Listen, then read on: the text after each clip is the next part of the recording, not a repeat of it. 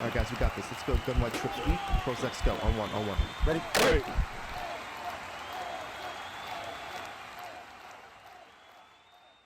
What's up, guys? It's Pihcam with HuddleGG, and in today's video I'm going to be going over how we can attack man coverage when we're in our opponent's red zone, specifically inside their 10-yard line in our passing game. Okay, so for those of you that are newer to Madden or football maybe in general, it does get a lot harder to throw the ball when you get in the red zone because there's a lot less area of the field for you to attack because the windows are a lot tighter, right? They still have the 11 defenders on the field, they just have a lot less grass that they need to cover.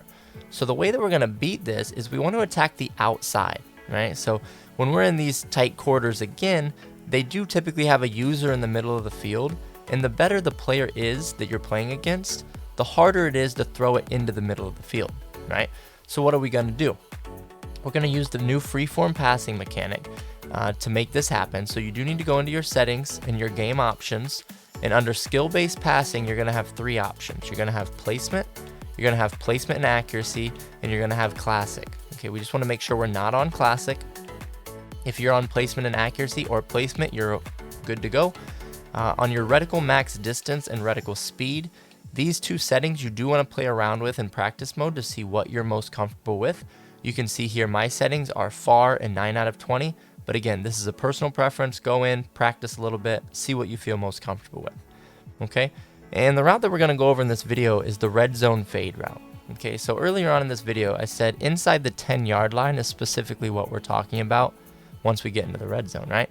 So if we are at the 12-yard line here where the ball is placed and we put our outside left receiver on a fade, that's the route they're going to give us, right? This outside release streak route down the field.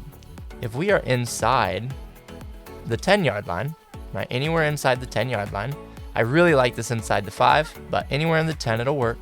If we put that receiver on the same exact fade hot route, it's this red zone fade. See how that route to the left changed? This is the route that we're looking for. Okay, you don't need a specific quarterback or receiver to do this. It is just a stock fade hot route inside the 10-yard line. And again, you can see here it's kind of like a jump ball to the back. So we can throw this a couple of ways, but there's one way that's way more consistent in getting the touchdowns, right?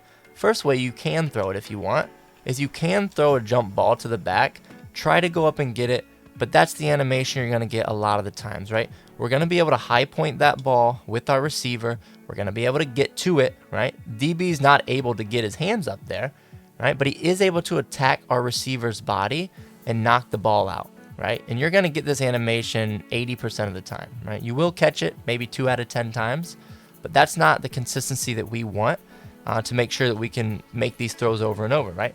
So how are we going to throw this ball here inside the 5, inside the 10? And the way that we're going to do is we're going to aim for the front pylon rather than throwing to the back, right? So if you are new to freeform passing, I recommend definitely going into practice mode, doing the in-game training that it'll teach you how to throw these because this is very important in understanding this throw, right? So we're going to aim this freeform passing to the sideline and right near that front pylon, and we're going to be able to get really good separation where the DB is not able to knock the ball out, he's not able to pick it, and he's not able to swat it either, okay? So if we call hike here, the one thing we do want to pay attention to when we call hike as well is we want to make sure our outside receiver gets an outside release, okay?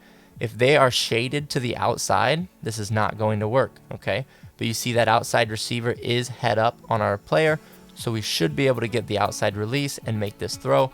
Let's see what it looks like here. And that's exactly what we want. Let's go into replay mode and just see what it looks like there. And again, we want to pay attention to this outside receiver, and we want to make sure he gets an outside release. So you see right there, he beats the corner to the outside.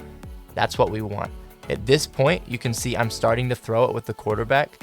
We only have about a yard and a half of separation here. That's not a lot, right?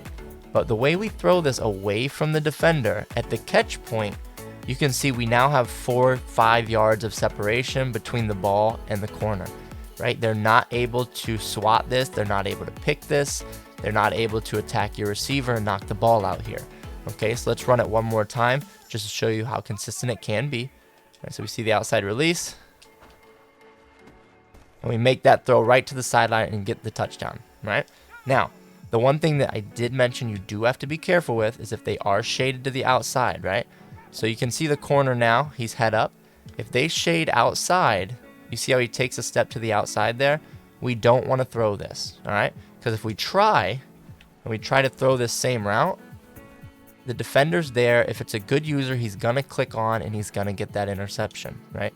So if we go to replay real quick and we look at this, you see off the hike of the ball, we are not able to get to the outside of this corner, right? We don't get that outside release. He jams us back to the inside and we struggle to make a play here, right? Again, as long as we get that outside release though, we're able to pass lead this to the sideline. We're able to click on, we're able to get ourselves a nice, easy touchdown. It's gonna really frustrate your opponent and they're gonna wonder, hey, we can't play man coverage anymore. We're gonna have to switch up our defense. That's when you can go to something else and attack them with some different combinations.